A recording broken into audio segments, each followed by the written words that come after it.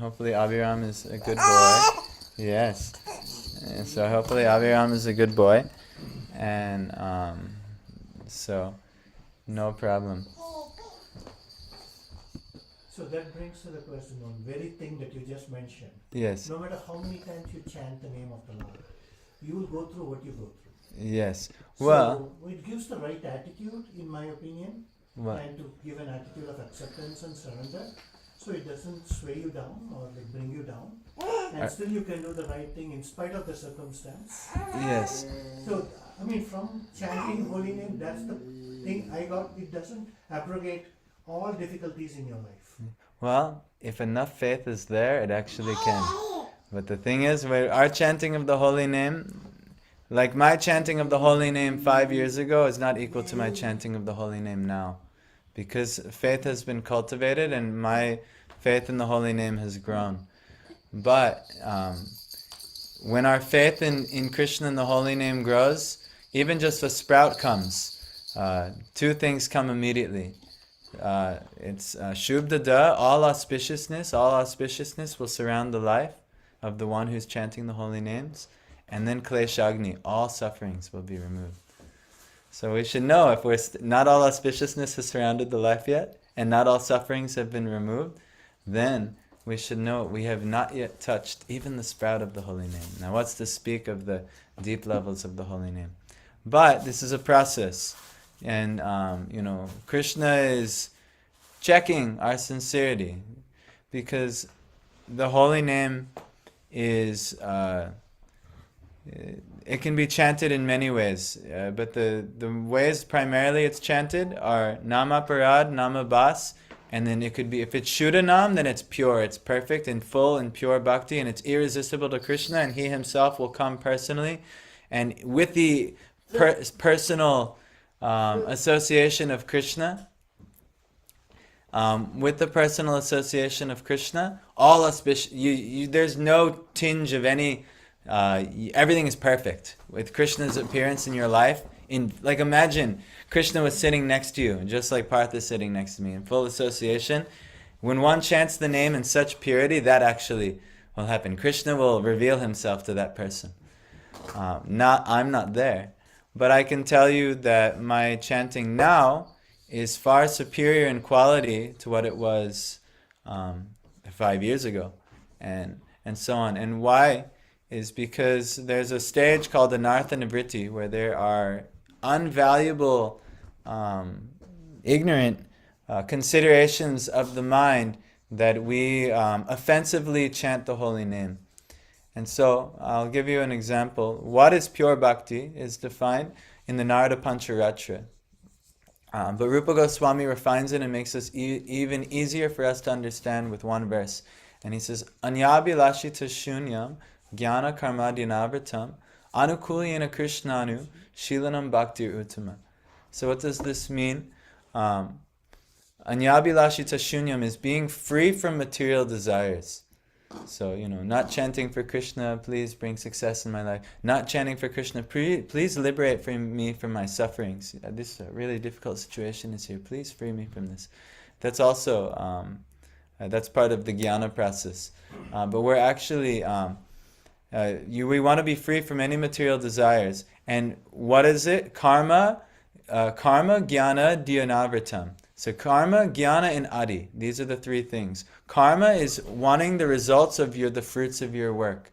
So like I'm chanting for you, Krishna. Craig, Hare Krishna. So I'm chanting to Krishna, but Krishna, please bless the finances. Krishna, please bless the house arrangement. Krishna, please bless the wife, children in this arrangement. All of the fruits of this world, this is where most people are at in their bhakti process. But this isn't actually pure bhakti. This is what's called karma mishra bhakti. It's wanting the fruits of karma and seeing if bhakti can be the maidservant of that. Yeah, can we use bhakti as a tool to get karma? Yes, maybe.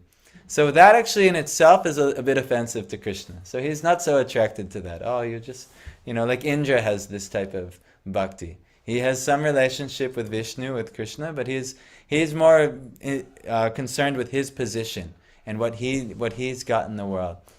So Craig, Hare Krishna, nice to see you. So that's not real, that's not bhakti that's going to be attractive to Krishna. So when you chant the holy name with that mood, it's still on the offensive platform. So it's, it's good to do. It's only beneficial for you. It's better to chant the holy name offensively than not chant the holy name at all, but it's not going to captivate Krishna. It's not going to, imagine every one of you, we were just trying to exploit you the whole time. We were like, Abhinav, hey, you're coming. Hey, where's the donation? You see the donation box? And everything's about donations and money and things like that. Then you guys will be like, oh my God, it's an uncomfortable thing. But imagine now when we're chanting to God and we have this type of mentality. God, oh please, my family, my this, my that, this problem, that problem, this problem. It's the same kind of thing. He's like, all right, I can help with these things, and he'll actually fulfill your desires, but it's not really attractive in a relationship, Just like, if Parth, every time I saw Parth, he was, hounding me for some type of thing. Some way I would kind of start to avoid Parth. I'm like, oh my God, I think Parth is he always wants to use me for something, like this. So, and Parth is not like that, but, so this is actually what's happening when we're chanting the holy name. No, that was not my point. Yeah. So, even Prahalad went through all this set of experiences. Yes. But he didn't get flustered with that, and he wasn't shaken by it. Yeah, well, he had pure bhakti. He had no consideration of his own material situation. He could have got flustered if he didn't have that pure bhakti. But what I'm trying to explain is that he didn't have any tinge of any material desires that he cared for, nor did he want liberation, which is the fruit of jnana. Like jnana, the goal of jnana is you get mukti. And in mukti, you're free from suffering. And it's a very good situation because no one really likes suffering. Even today, the Bhagavad Gita verses, Krishna starts off the Bhagavad Gita with jnana, telling him how to be eligible for jnana. But even that, not so attractive. Like even, let's just say, Parth again is approaching me. Now instead of wanting something from me, he just wants me to help him all the time, get rid of his suffering all the time. And I'm just like, all right, Parth, here, I'll help you. And he's telling me his sob stories every day, and I'll just try and help him. That's all he's really concerned about. Still, the relationship is not that encouraging. It's just like, oh my gosh, like all he cares about is, things being like, but there's more things going on than just in his own little bubble, right? So similarly, when we approach God, sometimes we like this, please God, I'm suffering here, there, this way, that way. Please just relieve the suffering, which is good. It's better to approach God for this thing than not approach God at all. But if you really want to captivate God, then, you have to be like Prahlad and you accept all, like you said, accept everything that's there, but never, never beg the Lord to relieve this thing, but just if this is what you will, Lord, okay. It's very difficult to do. Very difficult to do because circumstances can't turn out the way they are and you're really hoping for a different thing. Why? Because we're materially attached, which is also an offensive form of the holy name. So, only after we clear what's called the anartha nivritti stage, or these, due to our ignorance, if we, through actually the process of sambandha jnana, we can actually understand what is worth desiring and what is worth not desiring, and who Krishna is and what's really attractive to him and what's in our best interest is actually selflessly serving him with a haituki bhakti, or unmotivated bhakti, not bhakti, I want to do devotion because I want something from you. Not covered by karma, not covered by jnana, nor covered by adi, which is renunciation and yogic mysticism. All right, I'm going to, some yogis, they also practice bhakti because they want some type of mystic ability from Krishna as well. They know he's Yogeshwar and he's the Lord of the yogis, and that if they approach Krishna, he can fulfill all their yogic siddhis that they're trying to attain too.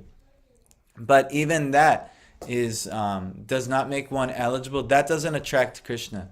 What attracts Krishna is, and we sing this, Tadiye shitagyeshu bhakter jitadvam. His associates, those who are associated with him, Ishita, who know of his godhood, gyeshu, they become knowledgeable of what? Bhakterji Tattvam, that he's only conquered by bhakti. He's only conquered by love. That's the only thing that can attract Krishna. We are so many things, we're approaching Krishna for. But unless it's pure love for Krishna, it'll never fully attract him.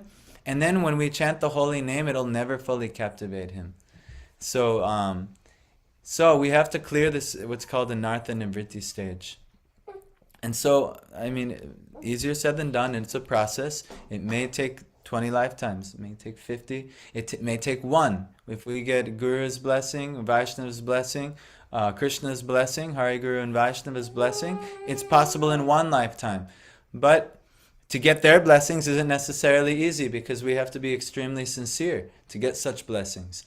So, but in that sense, though, but if we do chant the holy name with faith, all of bhakti is material facility, material enjoyment. And mukti will come and serve bhakti as a maidservant. Meaning that for the benefit of bhakti, all types of, if you need money or finances or this, it will come. Like look at Srila Prabhupada. He came here with 40 rupees. 40 rupees in a case of Srimad Bhagavatam. And somehow or other, because he was just purely spreading the holy name, and he was a pure devotee, focused only on pure bhakti, bhakti and mukti, everything, all of his sufferings and everything was relieved. All of the finances, all of the bhakti he needed, all the resources he needed came, and they served him so that he could spread the mission all over the world.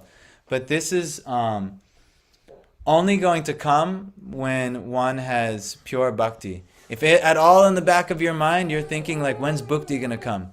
Then it's not bhakti. Then you're focused on when is the money going to come? Or when am I going to be free from this suffering situation? That's the next level. That's the jnana level. Realizing that, okay, this world is full of suffering and I'm not interested anymore. The karmis don't realize that. The karmis, they keep trying to get stuff in the material world, thinking it'll get them happy. The jnanis, they know, nope, none of it makes you happy in this world. I want to be free from the suffering of this world altogether. So they seek liberation or mukti. But the bhaktas, or even the yogis, they also realize this, but they also know that if they practice sadhana, that they can achieve certain perfections. But they can still through the lens of the false ego, they could be interested in showcasing their perfections. But only the bhakta transcends that. The pure bhakta, jnana karma dhyanavrtam, not covered by karma, not covered by jnana, nor covered by adi, which refers to yoga and renunciation. So we have to, and the main thing in that one is pratishta, pride. We can become very proud, even of our achievements in, even in so-called bhakti. But as soon as we become proud of our so-called bhakti achievements, it's really not bhakti. It's something else. So this is why Raghunath Das Goswami, he prays in his Manashiksha, which is his instructions to the mind, Guru goshte goshtala yishu sujane busuragane Swamantre Shri Namni Vrajanava Yuva Dvandva Shadane Sadadambang Hitva Kururatima Purva Mati Tarang Aye Swantar Datas Chatubirabiyache Drita Padaha. So what is he saying? He's saying, give up your pride and develop unprecedented, intense, loving attachment to Guru, to the holy Dhams, to the residents, the sadhus who reside in Krishna's holy places, to the Vaishnavas, to the Brahmins, to your mantras that you chant, your Diksha mantras, to the holy name of the Lord, and to that loving couple, that ever fresh loving couple of Raj, Radha and Krishna. So these are the things we have to, this is bhakti. These things, but our pride, we focus on other things. Oh, look how learned I am. Did you see how nicely I chanted that verse? This, that, and these other things, they come. But they actually have to be removed if you want to experience real bhakti, and if you ever really want to captivate Krishna. If you ever really want to attract Krishna. So, the holy name provides all perfection. Everything is there in the holy name. It's Nija Sarva Shaktis. All of his own personal potency is in the holy name. Like the word, the name Nrsimha is just as, if you were getting, I've actually heard stories where people were getting mobbed by a pack of dogs in India, and they pray to Lord Nrsimha, and one of the biggest dog in the group then turned around and started barking at all the other dogs, and all the other dogs ran away. But actually, and that was chanted with some faith. But if you had full faith, like Prahlad chanting the name of the Lord, he can come, manifest there immediately, and rip that demon right apart. He's perfectly capable. That's how powerful the holy name is, actually. Has every one of his personal potencies. It's not syllables, it's not words. But what magnifies the holy name is our faith. That's the simple process. And right now we're practicing with a little bit of faith. A very little bit of faith. Enough that some result will come, but not enough that the total result will come. And the more faith we have, and which will condense into love, this is what attracts Krishna. But it's a process. Don't feel discouraged. Oh, I don't have enough faith. I can't summon Nrsimha on will. That's a very advanced high thing. Dhruv Maharaj did 6 months of intense sadhana to get darshan of Narayan. 6 months of it, wasn't eating, wasn't sleeping, wasn't even breathing for the last month or two.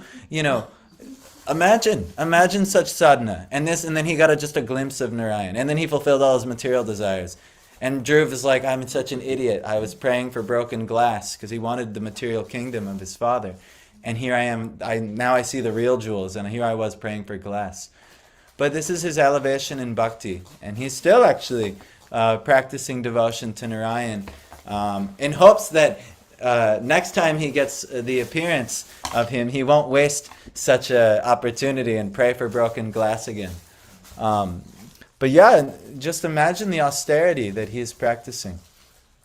So we have to be honest. How much are we really giving to the holy name? How much are we really giving to our bhakti process? Are we giving anything, practically anything at all? That's, we have to assess our life. Are we really giving very much at all? How can we expect to captivate Krishna? What's to speak?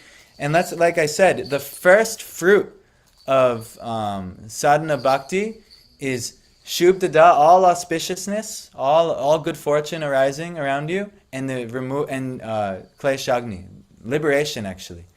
Bhakti is starting at liberation. It's post-liberation, post-mukti.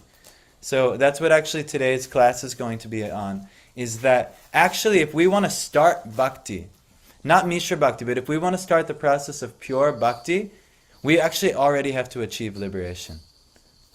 And this is where this is where it starts actually. The Shanta Ras is where even in neutrality, appreciation of Krishna, post-liberated state, completely liberated beings, like the 4 Kumaras, they're in this Shanta Ras. Even Prahlad Maharaj, he had many elements of Shanta Ras, and maybe started to evolve into Dasya Ras, and like this. We are, if we want any chance of really experiencing pure bhakti, then we at least also have to become liberated. And actually Prabhupada will give symptoms, and I'll share them today, of what the liberated state looks like. In this world, it can be achieved in this world. So, Hare Krishna. So, without further ado, let's read Bhagavad Gita, because we talked about, but just to finish here, because you asked a really nice question, the holy name, even though it may not be providing all the fruits, it's, Hare Krishna, it's plenty capable with our faith in the Lord to provide every single result you can imagine. There's not one result that the holy name cannot provide, but we just don't have the faith to realize it yet. Just like when Jesus, he said, if you had faith the size of a mustard seed. Do you want a seat or anything? What is your name? Tango Vidu. Yes. You came once before, right? Yes. I'm very happy that you've come. So we're reading Bhagavad Gita. But Jesus, just as Jesus said that if you had just the faith of a mustard seed, you can move this mountain. Imagine. But what his point was that you don't even have the faith of a mustard seed. So if you have the faith of a mustard seed, you could tell this mountain to move and it would. Yes. So and the mountain would move. So this is Jesus' claim, but this is the same type of principle. If we had even some faith in the holy name, so much auspiciousness is there. And if we had full faith in the holy name, we can actually bring God to us. We can conquer God. But we are not so much faith. That's why we're here. We're trying to build faith. That's why we associate with sadhus. Sadhus are those who have faith. And by associating with sadhus, we can develop more faith. And then naturally, all the results that accompany your faith and your practices will bear fruit in time. But if you never cultivate faith, then no chance. So this is our process here. So, but first, before we can even really know what to and who to have faith in, we have to identify that we're probably spending our energy focusing on things of this material world that don't matter. And that's what Arjuna, just on the, we can compare ourselves to Arjuna and Arjuna's this fool, he fell into ignorance and things like this. No, Arjuna is like a pure devotee who has personal friendship and association with Krishna. He's way, way, way, way above us in like actual standing. He has personal friendship with God. And we're not even close to Arjuna's level. But Arjuna, for the sake of Krishna's Leela and his sharing of the Bhagavad Gita, fell into the ignorant state. Just so Krishna could show us how to get out of this state. So this is what we're going to learn today. So we read, what we'll do now is we'll say some prayers.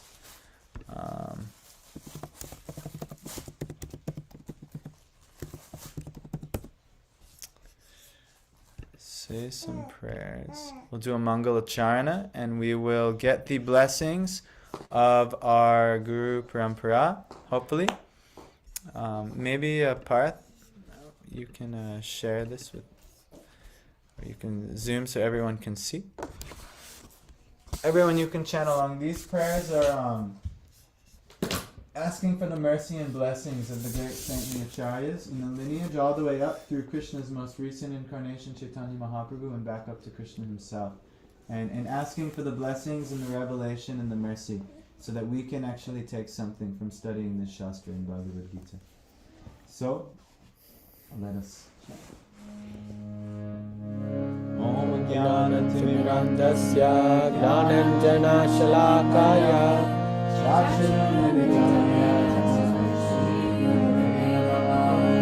Shri Chaitanya Manobhishtam Sthapitam Yena Bhutale Swayam Rupa Kadamayam Tadati Swapadantikam Vandeham Shri Guru Shri Yuta Padakamalam Shri Guru Vaishnavamscha Shri Rupam Sagrajatam Sagana Raghunatanvitam Tam Sajivam Sadvaitam Savadutam Parijana Sahitam Krishna Chaitanya Devam Shri Radha Krishna Padam Sagana Lalita Shri Vishakanitamscha He Krishna Karuna Sindho Dinabandho Jagatpate Gopesha Gopika Kanta Radha Kanta Namostute Tapta Kanchana Gaurangi Radhe Vrindavaneshwari Vrishabhanu Sute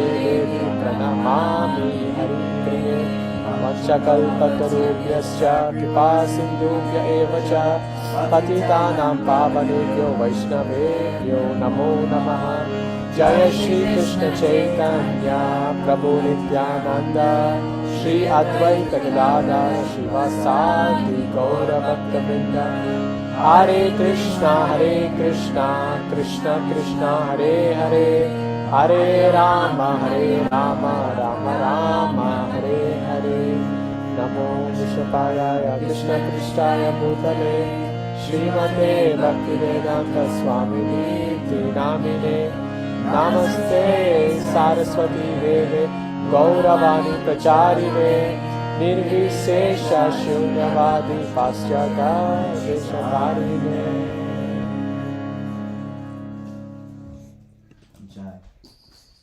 So, here we are, Bhagavad Gita. So we're going to read 2:15, but we also should read up 2:11 all the way through 2:15 so we can understand the context of what Krishna is saying. So I actually sent myself some notes here.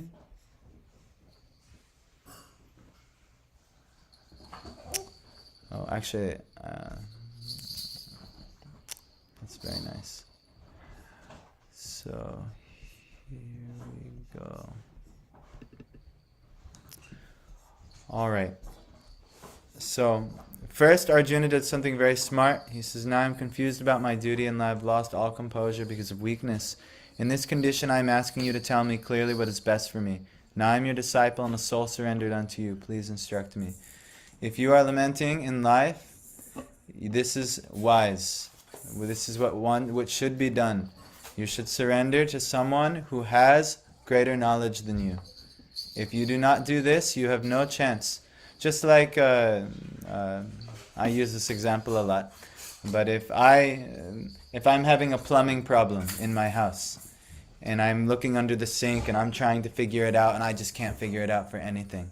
If I just keep trying all on my own to figure it out, I'll probably make the matters worse, and it won't be very helpful. But if I just, chalk it up, I got to pay the money, I got to approach somebody who's an expert on plumbing, and they can fix it, and then maybe, they can even show me. It's happened before. I use this example because I was spending hours under the sink trying to figure out how to fix an issue, but I just had to call somebody that I knew who knew what he was doing, and he went bam, boom, zip, zap, done in like 10 seconds, and I'm like, oh my gosh, and problem solved very quickly. But if you have all kinds of problems and you can't figure it out in life, like all of us in this world, if you don't approach a spiritual master, it's due to our pride and our arrogance and our foolishness, actually. So Arjuna, very, very wise. He approached Krishna as the spiritual master. He couldn't have asked for a better spiritual master. But this is because Arjuna has such a high position that he has that option. We ourselves, we might not have Krishna, but there are qualified, realized, saintly souls, sadhus in this world who can enlighten us. So we must approach them. If we really want to solve the problems of life, and there's 4 existential problems, we're born and we're kind of helpless like this baby, and we don't understand our karma in the past, why it's come, but we're kind of born into certain situations. We don't know what to do, what's the point of life. We're aging and we cannot stop it. Disease is going to come and we cannot stop it, and death is going to come and we cannot stop it. And until you surrender to someone who can actually offer you solutions to these problems, it's a hopeless endeavor, and you'll always be disappointed at the end. So this is the importance of receiving Sambandha Jnana. The foundation of bhakti actually is Sambandha Jnana. It's necessary. You cannot. That's why Krishna, the first thing he's going to do in Bhagavad, Devanshu, and I'm assuming Tanu. Devanshu and Niranjan. Where are the girls? Who needs them? So the boys, we can study. No problem. Deepti and my wife will carry all the female energy here. Dinah's here. And Danya. And Nadia. So he surrendered to a spiritual master. Very wise. Then he does something. Now Krishna is going to instruct him. If we don't take the position of what's called pranipatena, if we don't become humble before someone with jnana, with knowledge, we can't receive the knowledge. That's step 1. Then Krishna reveals in 4th chapter, the next thing you have to do is pariprashna. You actually have to ask them questions. You have to get your doubts resolved. And then, last, when they're able to do that, then seva, then you render them service. And this is how you receive jnana. This is the proper process. So Arjuna had actually done this. He had come before Krishna, and now the whole Bhagavad Gita is pariprashna. He's asking question back and forth. And then you just see what the potential of asking questions is. Boom, whole Bhagavad Gita manifests. Just see the potential of asking questions. Maharaj Parikit asking Shukadev Goswami question after question. Whole Srimad Bhagavatam manifests. How powerful asking questions to a spiritual master is. If you haven't got a chance to do this, to ask sadhus your questions yet, you are missing out on the whole point of life, in my opinion. So all of the great merit and wonder and great benefit I've received in my life has come from this. Meeting with more elevated personalities than myself and asking them questions, getting my doubts resolved. And if that person cannot resolve your doubts, there will be someone who's in the world who can, and you find that person. And so you never give up.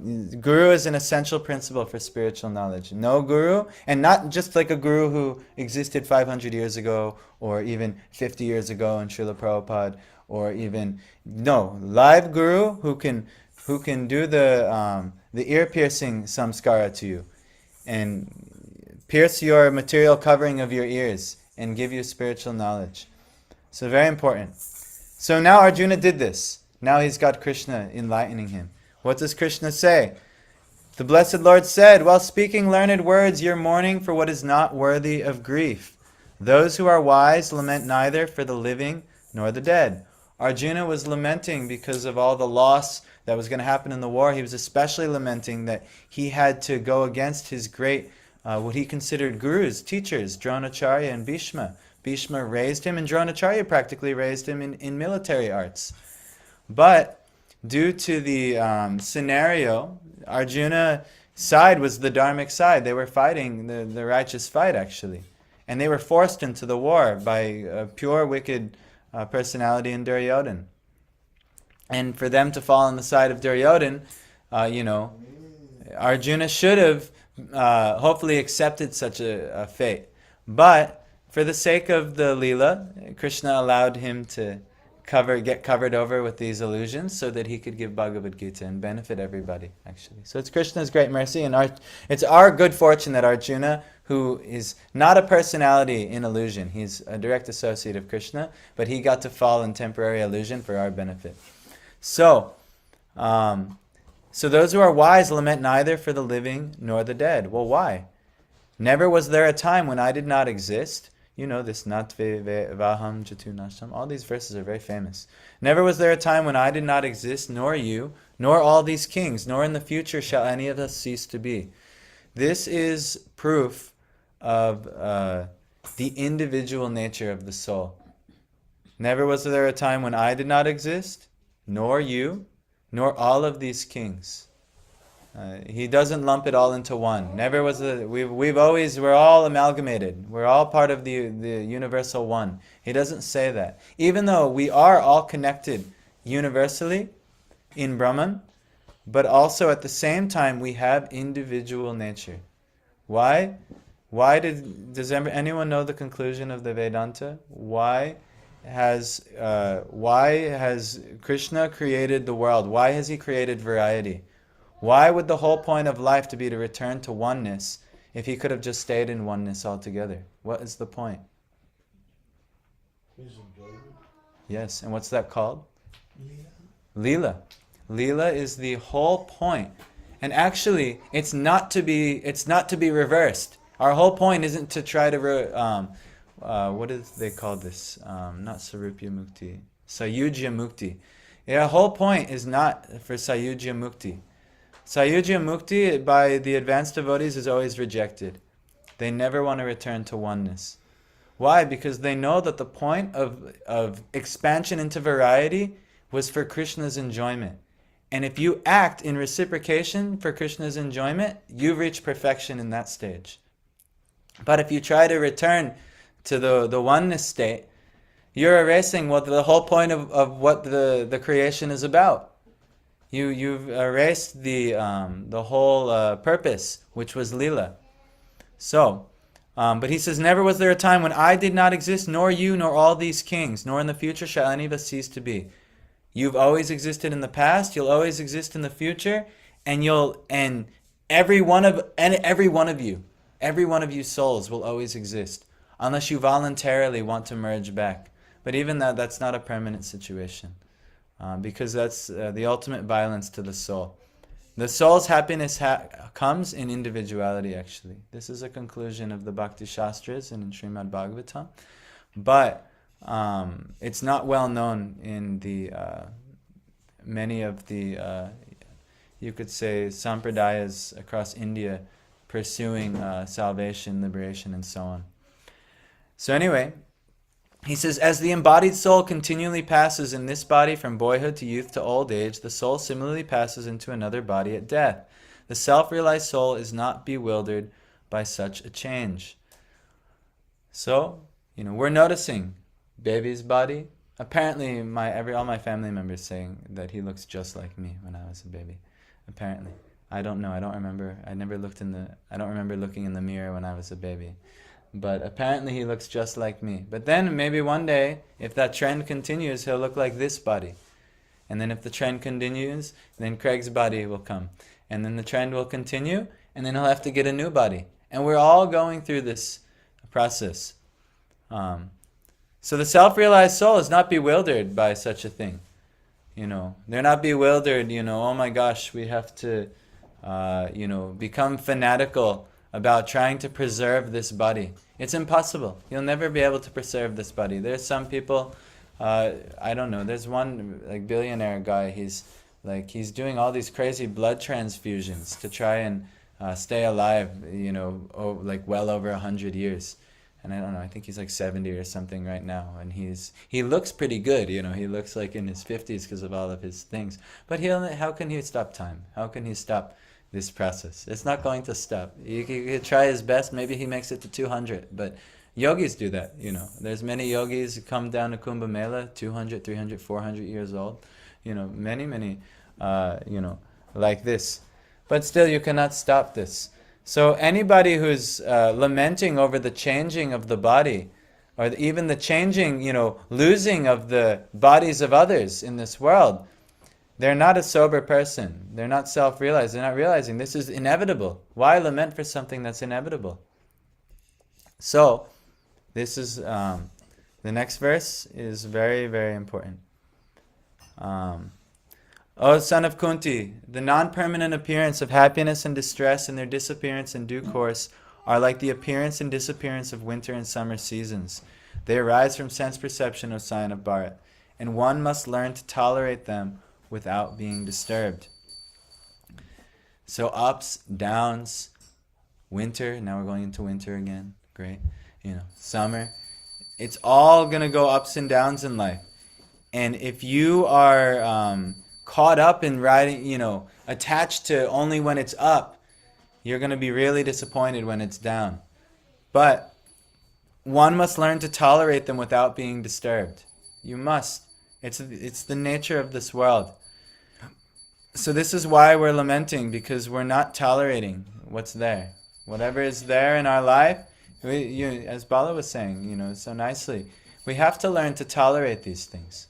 If you don't learn to tolerate these things, then ultimately, Hare Krishna. You're welcome.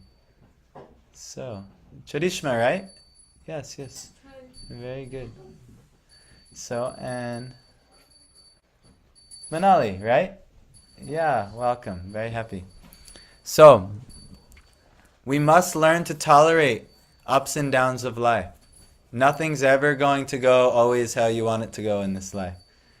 So we don't need to, and then a lot of times we try to reject and avoid this winter season. But you can't avoid the winter season. Either you learn to tolerate the winters of life, or you spend your whole time running away from everything and never really getting anywhere. And never, in toleration, in tapasya, you can actually make spiritual growth. But, and that's also at work. Sometimes your duties at work are not so pleasant. Maybe they're not so good. I hate this. But, if you learn to tolerate these things, I did farm work for many years. Some people, easy for you to say. You're just over here, doing this thing and only doing these spiritual activities. You don't know what it's like to work. And that's not true. I worked, for many years. Hard farm work, hard labor, manual labor. That's not easy work. Being out in the sun and the weather, and it's not easy work. And then I tried again in a factory, and that was way harder than the farm work. Factory work was way harder than the farm work. Just go, go, go, go. At least the farm, you get the good elements. Outside is peaceful. Factory is like hell. But actually, eventually though, I decided that, I did want to try to surrender to Krishna more in my life. And I did stop a lot of those forms of work. But there was so many lessons I had to learn in tolerating those forms of work as well. So you have to take and then Krishna also, I didn't, he opened up new opportunities for me where I could let those things go. So anyhow, this is the verse that is most important we're going to study today. So ready? Yang hina vyatayantyete Purushang Purushashaba Samaduka Sukhang Dirang Somritatvaya Kalpate. Good. Okay. Yam. One who. He. Certainly. Na. Never. Vyathayanti. Are distressing. Ete. All these. Purushang. To a person. Purushashaba. Is best among men.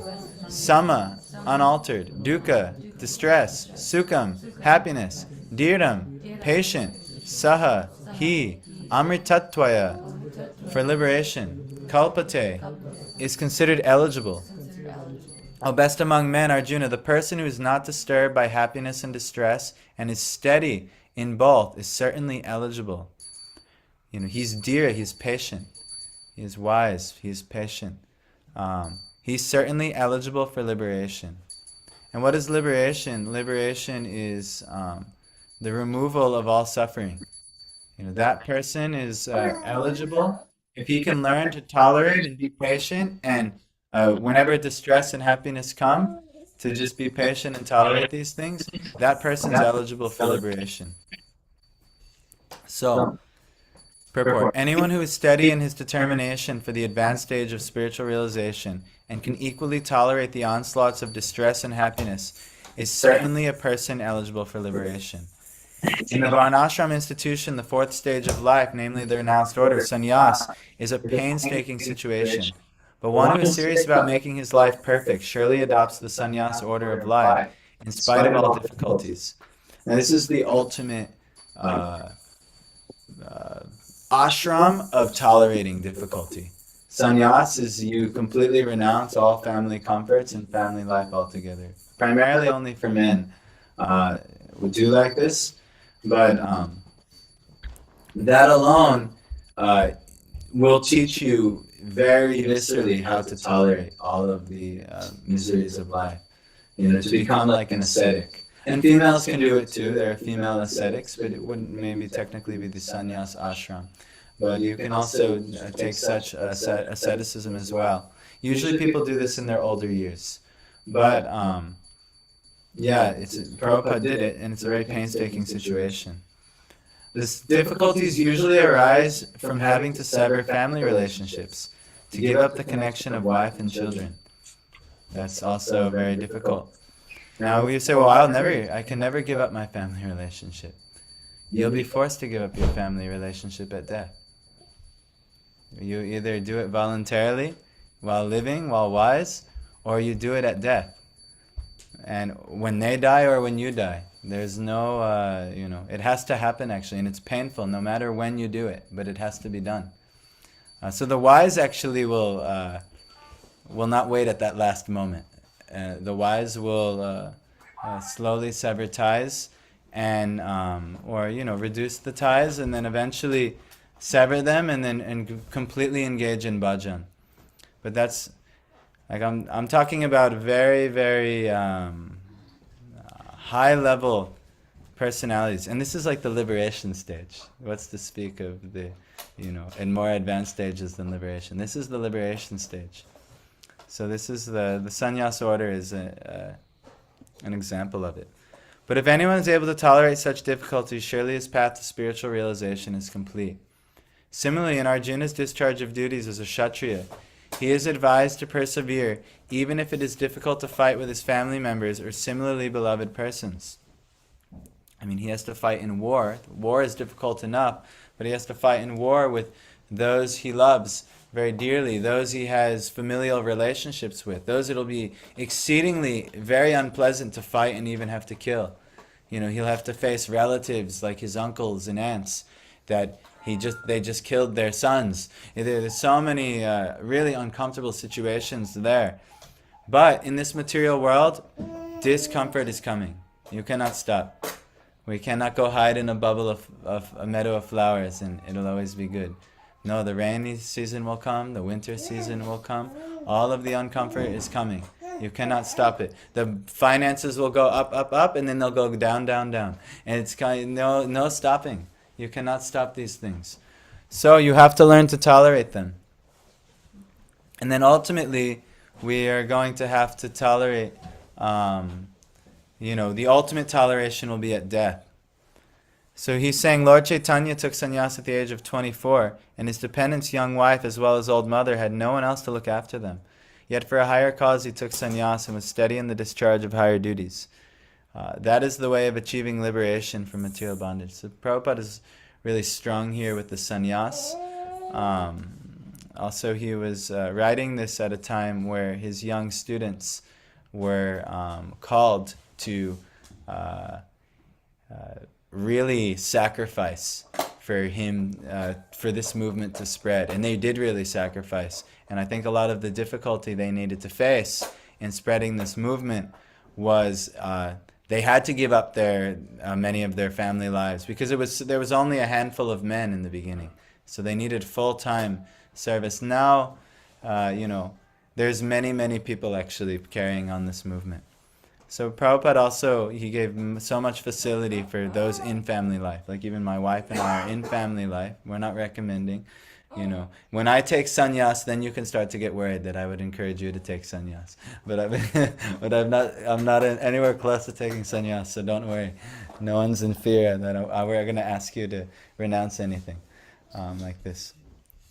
But this is very important. Next verse. Nasato vidyate bhavo nabhavo vidyate sata ubhayor api drishtontas tvanayos tattvadarshibhi. I'm not going to read the Sanskrit word for word, but he's saying, those who are the seers of the truth have concluded that of the non-existent there is no endurance, and of the existent there is no cessation. This seers have concluded by studying the nature of both. So of the non-existent, there is no endurance. So what's this mean? So there's two principles in understanding in the Vedic conception. There's that which is sat, and there's that which is asat. So let's do a quiz. The trees, sat or asat? Asat. Asat, yes. Why are they asat?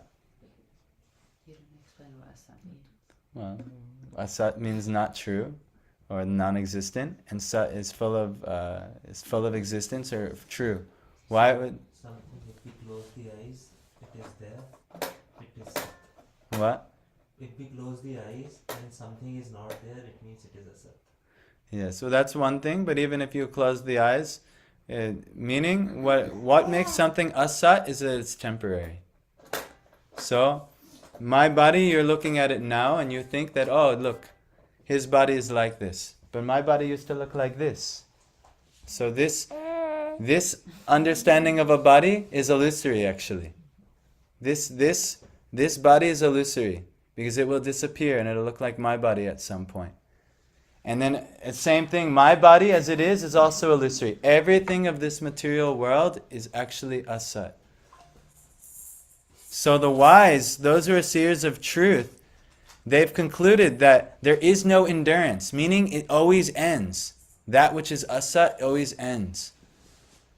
And that which is existent, there is no cessation, there is no end to it.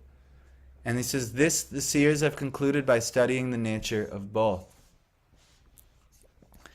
So ultimately, what do? They focus on that which is Sat. That's what the wise do. Because why? We're all craving stability in this world. We all want to have an ever-increasing stability. Why? Because we are actually stable. We're a stable being. We have no cessation. The soul. Krishna said, never was there a time when I did not exist, nor you, nor any of these kings. So if we don't see from the platform of the soul and we're only concerned for the temporary bodies, our bodies, other people's bodies, our things, other people's things, the things of this world, all things that are just going to disappear and they don't have any factual Sat existence, then it's because we're actually in ignorance still. And we're not yet eligible for liberation. Because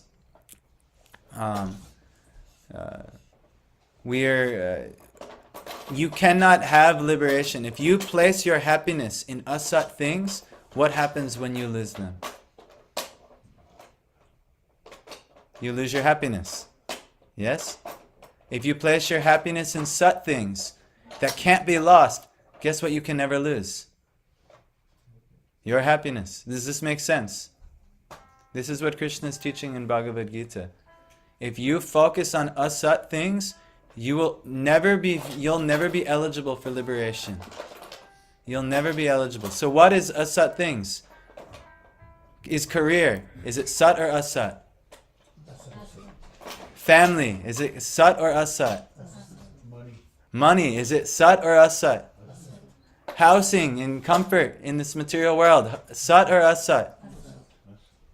What are we focusing on? All these things, asat, right? Who here is not focusing on these things? Who here is fully immersed in the teachings of the soul? Tejasvini. And? You told me last time. You have a tough name for me. One more time. Mrunal. Mrunal. I'll get it. If you come one more time, I'll get it. Its rule is 3 times people come, then I get. So, what's that? That's true. Yeah. It takes me 3 times, and then I get everyone's name. It took Devanshu 3 times, right? Yes, he witnessed it. And Tejasvini, I just got your name, and it's the 3rd time. Yeah. So Mrunal, I'll remember probably next time. So anyhow, we're talking about the nature of sat and asat things, and we're coming to the conclusion that we're only focusing on asat things. So if our happiness and our desires are only placed in asat things, guess what? We have to lose. Yes, everything that we place our happiness in, but we lose our happiness. Our chance to be happy, we lose it. We see our friend Devanshu, maybe his situation has changed, but we are just finding out that Devanshu, he thought he had some stability here in the Syracuse area, and somehow or other that was an asat thing, and now it's and if he doesn't learn to tolerate this thing, or we maybe we can find a solution, but maybe we can't, then if he places all his happiness in him remaining in Syracuse, and he can't remain in Syracuse, then he's going to lose his happiness. So this is what we have to understand if you want to even reach the basic platform of liberation. And liberation is a basic platform. Krishna has advanced teachings waiting in Bhagavad Gita. Bhakti is an advanced teaching. I wish I could tell you, it's so easy, just chant the holy name, things like that. Yes, it is actually easy to begin the process, but it's very rare and even for devotees practicing for many years, it's very rare to actually touch pure bhakti without having some tinge of karma, jnana, or a desire for yogic perfection. So, but if you even want just the basic of liberation, you have to learn to study the nature of this world and what are we focusing on. And this is what we have to understand is Sambandha Jnana. And in Bhagavad Gita, who here has studied Bhagavad Gita thoroughly?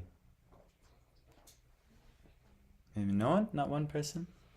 I've read it a few times. Read a few. And Prabhupada's purports? Yes. That's good. That is good. So that's what we're hoping. If you read this Bhagavad Gita and you study this scripture, you will understand what is Sat and what is Asat, and you'll start to change your life, and you'll start to change what you focus on, and you'll be happier because you won't focus on things that can't give you happiness. Does it make sense? If you focus on things that you have to lose, if you place your happiness there, then you have to lose your happiness. That can never make you happy, right? But now we have to go to the Sat. We've decided almost practically everything we focus on is Asat. But now what is Sat? What is true? What is eternal? What did Krishna say? He said two things were eternal in one verse. And this the second verse we read. Never did I not exist.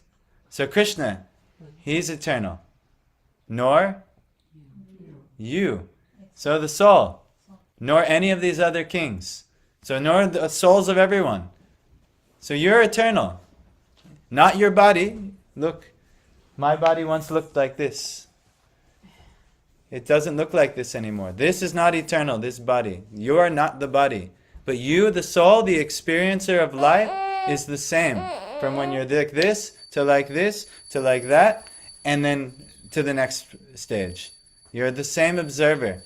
So we have to understand what is the function of the soul, what is the function of God, what is the relationship. This is called Sambandha Jnana. In that, when you understand that, then you can actually work on you can actually be liberated in that. So we're going to actually, Prabhupada will take us through the symptoms of liberation, but for this we have to go to the Bhagavatam. We won't find it immediately in Bhagavad Gita. It's there, but we're going to go to the Bhagavatam for sake of time. It's already 1:11. Yes, so I actually have to end soon. So,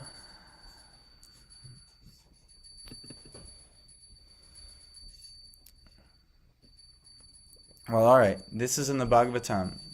It's saying, therefore, one who desires freedom from material bondage, or liberation, should adopt the process of chanting and glorifying the name, fame, form, and pastimes of the Supreme Personality of Godhead, at whose feet all the holy places stand.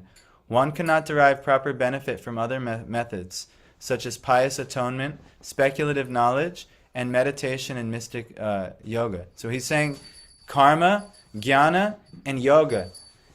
These things, you can't derive the proper benefit like the process of chanting and glorifying the name, the fame, and the form and pastimes of the Lord. Because even after following such methods, one takes to fruitive activities again, unable to control his mind, which is contaminated by the base qualities of nature, namely passion and ignorance. So if you fall into the snares of karma, jnana, or yoga, you also result, that which is related to them automatically are raja and tama, passion and ignorance, which ban you from liberation, actually. Liberation is at the pure sattvic, Shuddha sattvic platform.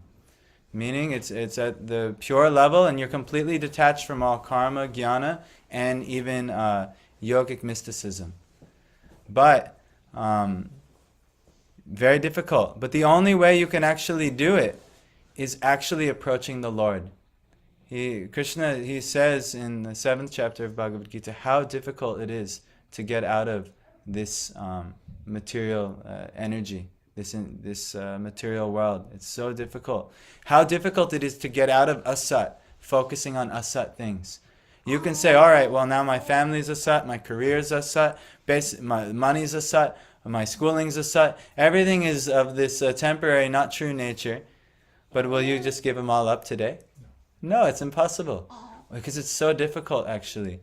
But Krishna says he will make it easier to cross over this ocean of material existence for one who surrenders to him.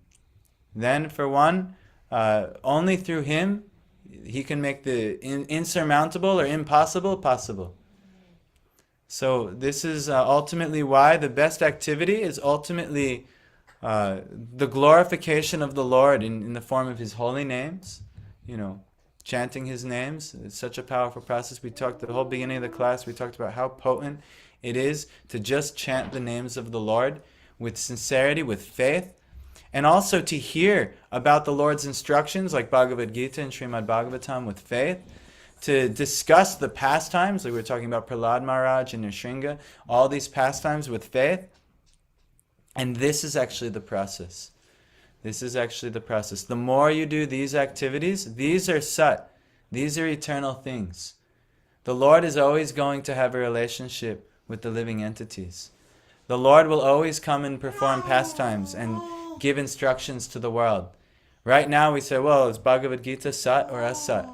These instructions, Krishna, he says in Bhagavad Gita, he instructed this millions of years previously to the sun god, and the sun god instructed it to Manu, and then Manu instructed it to Ikshwaku, and then it came down like that. And he says, but now that the teaching itself appears to be lost, I've come again to reestablish this thing. So he keeps it eternal. The circumstances might change and it might appear lost, but Krishna himself, he will eternally give teachings for the benefit of people.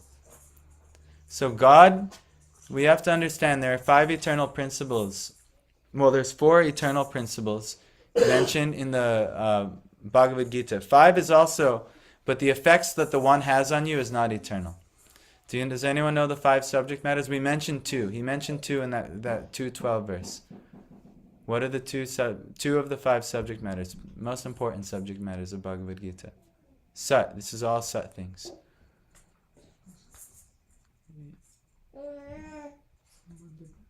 Sambandha Gyan means what? Relationship between two people. Krishna and us.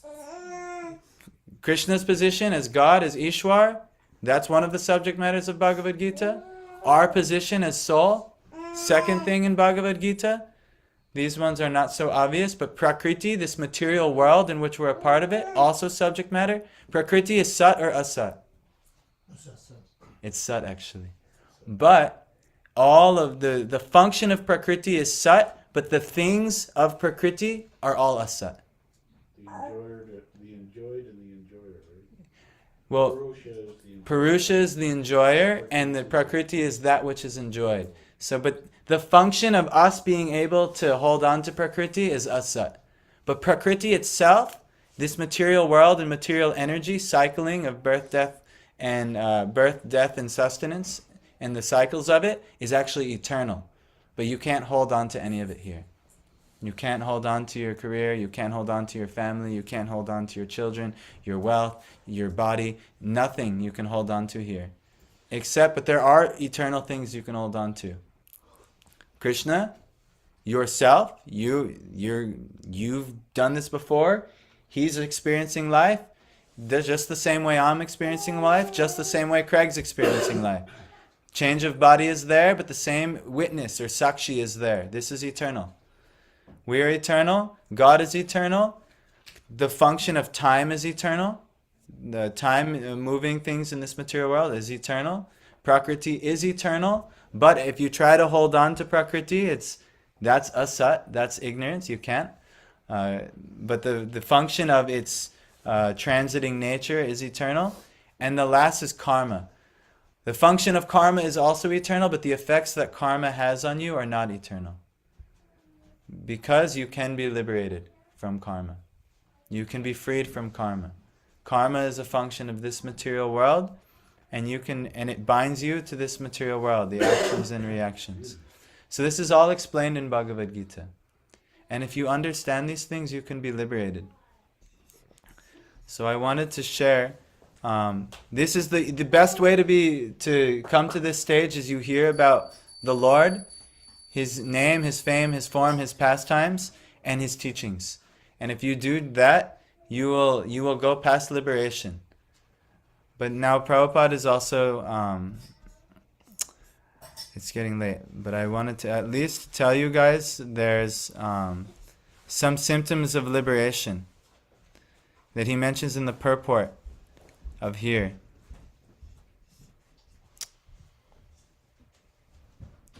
He says, one must stop the process of repeated birth and death and return home back to Godhead. The words tan mahimanam avapa are significant in this regard. Srila Sridhar Swami says that mahima means liberation in this life. You can also achieve liberation in this life. we should act in such a way in this life that after giving up this body, we will become liberated from the bondage of repeated birth and death. This is called Jivan Mukti, to be a Jivan Mukti, a Jivan Mukta.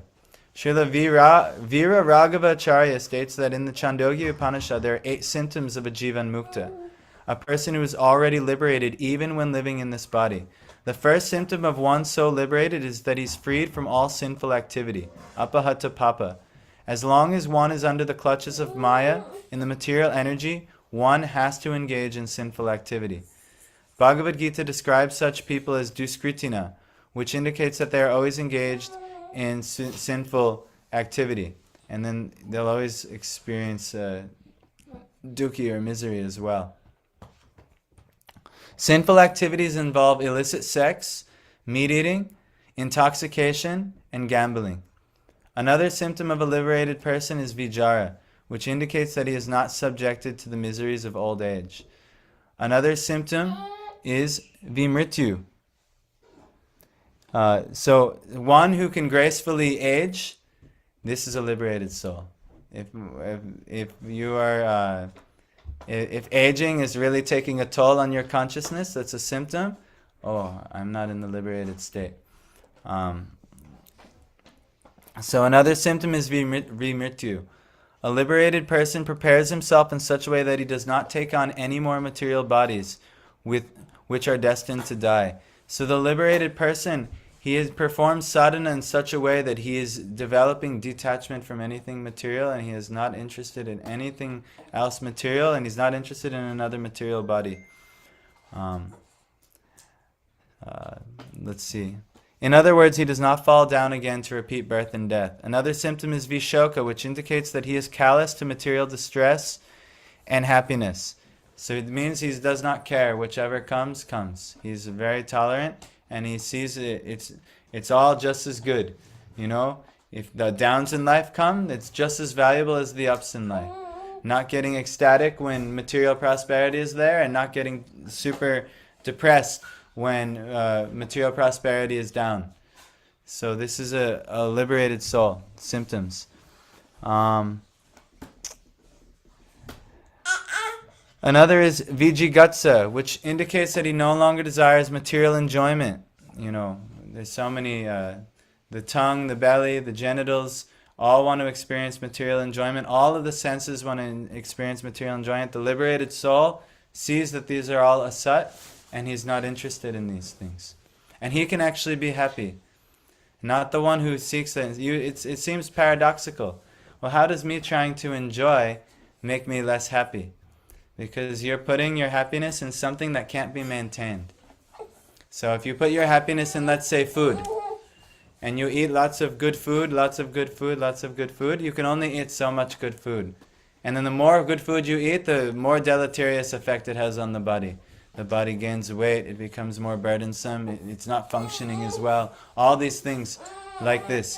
So we have to, and you know, the same with sex life, the same with intoxication, all of these things.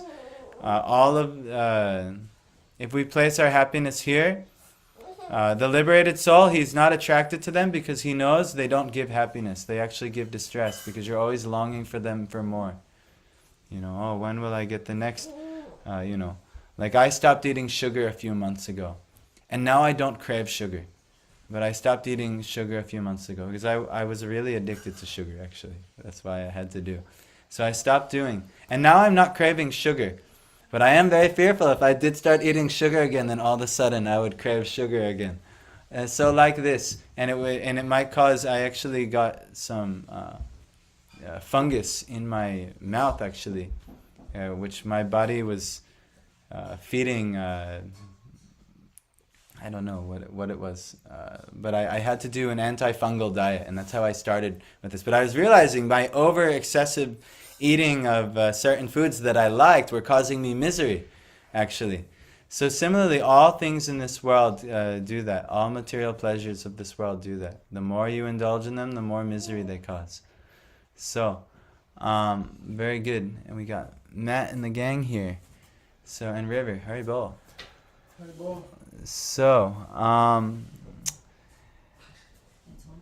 yes. A further symptom is satyakama, which indicates that all his desires are directed to the supreme truth, Krishna. He does not want anything else. He is satya sankalpa, meaning his intention is fully on the absolute truth. This is a liberated person. We talked about all the asat, material, temporary things, this material world. We chase like crazy in this world because we're ultimately foolish and we want to be miserable. We don't want to be miserable, but we're destined to be miserable because we don't place our desires in the right place. If you focus on temporary things, your body, the body of others, the temporary, it's impossible to be happy. It never will work because it'll disappear. And what you're enjoying will disappear. Just like my baby body disappeared, and this youthful body will disappear, and even my old body will disappear. Everything's going to disappear, and you can't have happiness holding on to things that disappear.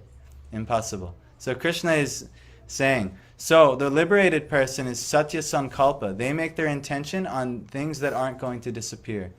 The nature of the soul, the nature of God, and then the process of extricating oneself from asat.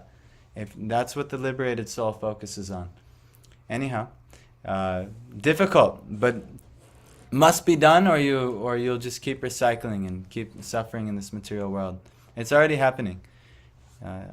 I'll guarantee we're all going to suffer at least sometime this week. Something is going to come that it's like, why? Why? Because we're not liberated souls. If we become liberated souls, we can actually learn to tolerate them and see them in their sat function. But we have to change what we do, our activities, and our vantage point. So last, Srila Vishwanath Chakravarti points out that the word Mahima means returning to the spiritual world, back home, back to Vaikuntha. Sri Shukadev says that the word Mahima means that the devotee attains the qualities of the Supreme Personality of Godhead. This is called Sadharma, or the same quality. Just as Krishna is never born and never dies, his devotees who return to Godhead never die and never take birth within the material world. And that's our ultimate problem, is that we're here in this world. This world isn't a place that is offering permanent happiness. It just not going to happen here. Everything, due to the temporary nature of everything, whatever you place your happiness in must be lost. And then you must deal with that loss.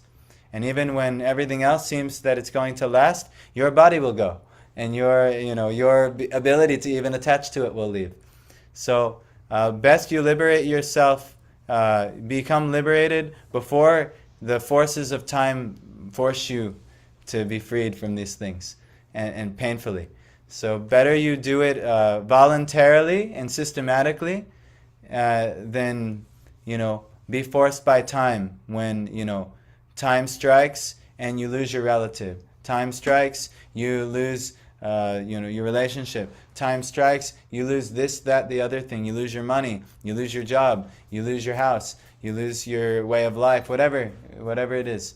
So the liberated person, if you train in the principles of Sat and how to focus on that which is true, mainly Sambandha Jnana, the relationship between the living entity and God, then you can be liberated, and then you can go on. There's much more after liberation. That's not the whole goal at the end. Yes, I'm free from suffering. It's like if you're in debt in this material world, getting to zero is not the goal. Like, yes, I'm out of debt. There's a real place of profit, from the business crude example, but there's a real place of profit. There's a real enjoyment, a real pleasure, an everlasting pleasure. That's not like the things of this world. And that can only happen in bhakti anyway, but that's a teaching for another day. Right now we have to get out of debt. That's our problem. We're in debt. No chance of profit when we're in debt. So we have to get out of debt, and then we can eventually profit.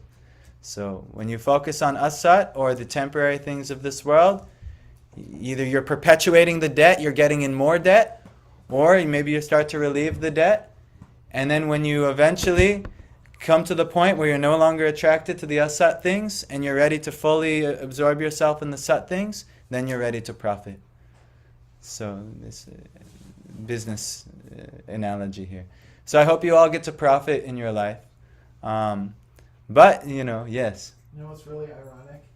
There's like hundreds of cars backed up on Meadowbrook right now. Really? Because there's an Amazon box giveaway, right? So we were like trying. Did you guys see this? Anyone on the way in?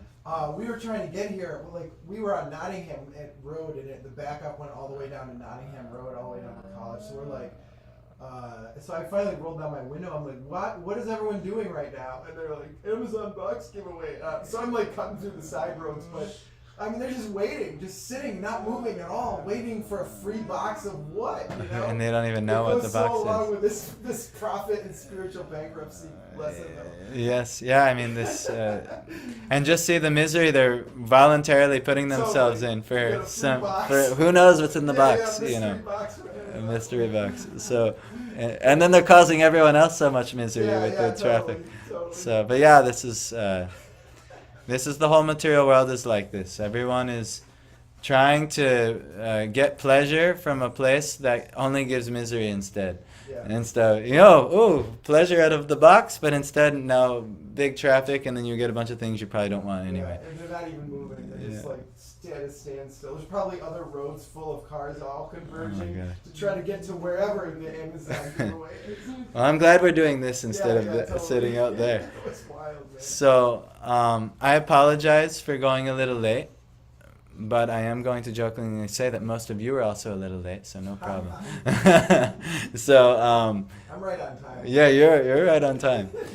We are going to do arti now. I apologize for going a little long, but I did want to make sure that the point is made that you can only really be happy on the long term is if you focus on sat things. And we have to learn what is sat and how to do that. And in Bhagavad Gita, that can all be taught. And you can actually be lastingly happy. Otherwise, you'll be destined to continue following the path of asat, or that which is temporary. And in its illusory nature, here one day, gone the next, you can't hold on to anything, and then eventually the suffering that you're experiencing is due to that already. It's because we've attached to asat things, and we have asat priorities. So if you just shift your perspective, you can actually find happiness in the same situations. But because our perspective is focused on the temporary nature of things and wanting for the temporary thing to be lasting, we are upset with the situation. So these are, some mind hacks that you can take to actually be happy, actually. So Bhagavad Gita will teach you that. Yes, my friend. So often we forget about this attachment with the God due to the other distraction of the work and other related. Yes. How can handle it? How do you handle it once you forget about God? Yeah. That's not a good strategy to forget. So, I mean, you're already handling it, but the way we're handling it is by suffering. And the wise person, they take to the process of learning how to tolerate and Krishna said in the verse previously, to learn how to distinguish between the nature of both. We have to learn to see, all right, this is sat, this is asat, and recognize I'm focusing my happiness on an asat thing. This is going to fail. This can't work like this. This is a bad strategy. So the wise, the way they handle it is they discriminate.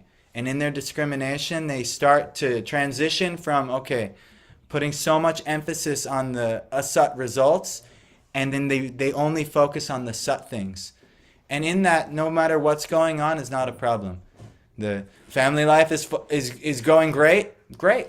Family life is not going so great. Still great. It's no problem actually for the person who's liberated. Career life is going great. Career life is not going so great.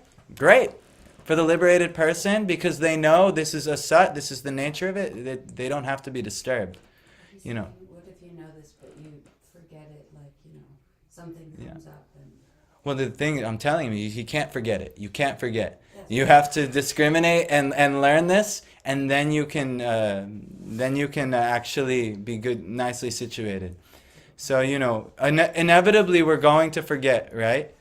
But the best thing you can do is study. Every day, how do you remind yourself? Practices of chanting, calling out to God, that's a good thing. Forms of worship every day. Studying the scriptures, getting the reminder from Krishna every day. There's so many sat activities that you can do that will remind you. And the more sat activities you add to your life, the less asat will be there. And then eventually, everything will be sat, you'll be liberated, and there's no asat left. But it's a process. But you have to add. Add and subtract. Subtract asat, add sat. And the more you do that, then your chance of forgetting will not be there. Because you've done you have so many, even myself, I forget all the time these things. But because I've made a commitment to do some sat practices, every day we read the scriptures, every day I'm chanting the names of God, every day I'm doing different forms of worship for God, every day I'm also associating with other devotees. By these 4 things, I know I'm protected and I'm always reminded, actually. So you can also do that. Come regularly to programs, come engage in these practices, and then it'll remind you. But if you just go off and forget and think you'll be fine, I'm here to tell you, no, don't do that. Please, you have to come into protection. This is an ashram. Ashram means shelter. If you want protection from the asat, you have to come in a shelter that's offering protection. Just like if you want to get out of the rain, you have to come in the shelter. So similarly, you want to get out of asat, you have to come in the shelter of sat. And that's, Krishna's teachings, Krishna's worship, and Krishna himself be calling out to him. And Krishna's devotees, who's giving Krishna. So anyhow, I must end here. We're just going to do a form of worship. We'll do an arti, and we'll chant. I apologize for being so late. But if you guys come on time next time, then I'll end on time. That'll be